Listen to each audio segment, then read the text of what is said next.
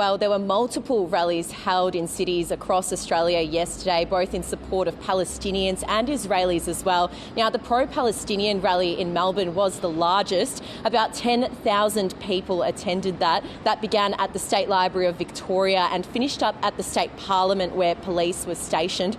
It was largely a peaceful protest, but there was one incident that was captured by aerial footage where a flare was set off in the crowd. But that then caused a scuffle between protesters and police as police ventured into the crowd to put out that flare. But Victoria Police did say that the rally had progress with no major incidents.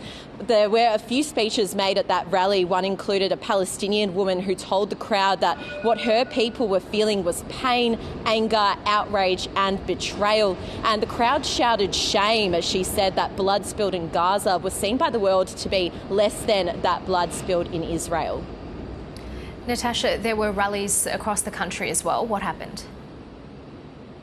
Well, there were similar rallies in other cities as well. Sydney had a major turnout with about 6,000 people attending. Those organisers pushed ahead despite the New South Wales Premier and senior police urging the organisers not to go ahead with the event because of what happened last Monday night, where protesters were heard chanting anti-Semitic chants and saying anti-Semitic phrases. So because of that, across the broader Sydney region, more than 1,000 police officers were on standby, but no arrests or injuries were reported. Now, the federal Greens senator spoke at that rally in Sydney and she criticised the Opera House being lit up in the colours of the Israeli flag, saying that the city shouldn't be taking sides. There was another rally held in Adelaide as well, thousands of people attending with a heavy police presence, but that was peaceful. Now, in contrast, in Brisbane CBD, hundreds of people attended a pro-Israel rally there, and police and security guarded the perimeter as this was an invitation-only event. And there were speeches from the Jewish community and local politicians.